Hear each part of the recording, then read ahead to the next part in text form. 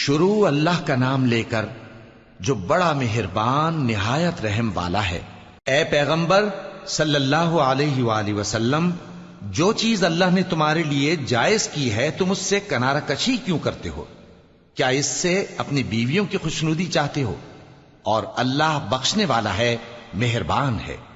اللہ نے تم لوگوں کے لیے تمہاری قسموں کا کفارہ مقرر کر دیا ہے،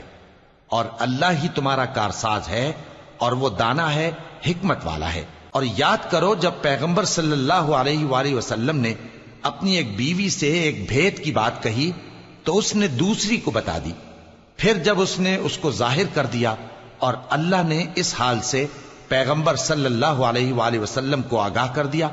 تو پیغمبر صلی اللہ علیہ وآلہ وسلم نے ان بیوی کو وہ بات کچھ تو جتائی اور کچھ نہ بتائی۔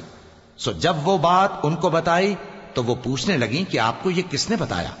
فرمایا کہ مجھے اس نے بتایا ہے جو سب کچھ جاننے والا ہے، خبردار ہے۔ اگر تم دونوں اللہ کے آگے توبہ کرو تو بہتر ہے، کیونکہ تمہارے دل مائل ہو ہی گئے ہیں، اور اگر پیغمبر صلی اللہ علیہ وآلہ وسلم کے خلاف باہم اعانت کرو گی تو اللہ اور جبریل اور نیک کردار مسلمان ان کے حامی اور دوستدار ہیں، اور ان کے علاوہ سب فرشتے بھی مددگار ہیں۔ اے ازواج نبی، اگر پیغمبر صلی اللہ علیہ وآلہ وسلم تم کو طلاق دے دیں تو عجب نہیں کہ ان کا پروردگار تمہارے بدلے ان کو تم سے بہتر بیویاں دے دے، مسلمان، ایمان والیاں، فرما بردار، توبہ کرنے والیاں، عبادت گزار، روزہ رکھنے والیاں، شادی شدہ اور کنواریاں۔ مومنوں،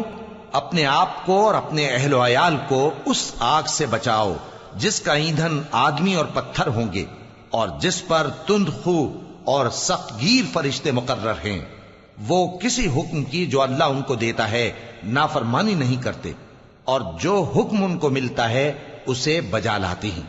کافرو، آج بہانے مت بناؤ،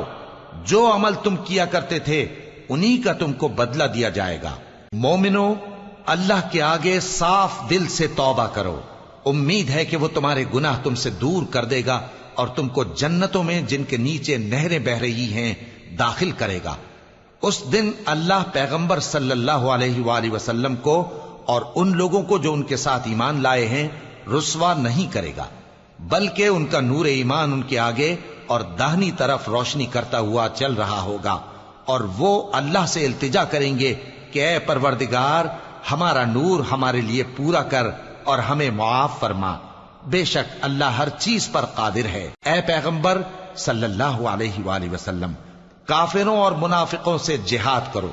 اور ان پر سختی کرو، اور ان کا ٹھکانہ دوزخ ہے اور وہ بہت بری جگہ ہے۔ اللہ نے کافروں کے لیے نوح کی بیوی اور لوط کی بیوی کی مثال بیان فرمائی ہے۔ یہ دونوں ہمارے دو نیک بندوں کے گھر میں تھیں، اور دونوں نے ان سے خیانت کی تو وہ اللہ کے مقابلے میں ان عورتوں کے کچھ بھی کام نہ آئے،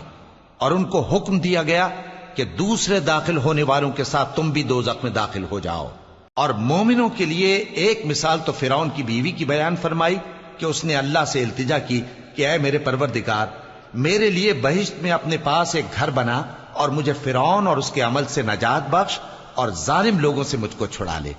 اور دوسری مثال عمران کی بیٹی مریم کی، جنہوں نے اپنی عزت و ناموس کو محفوظ رکھا تو ہم نے اس میں اپنی روح پھونک دی، اور وہ اپنے پروردگار کے کلام اور اس کی کتابوں کو برحق سمجھتی تھیں، اور وہ فرما برداروں میں سے تھی۔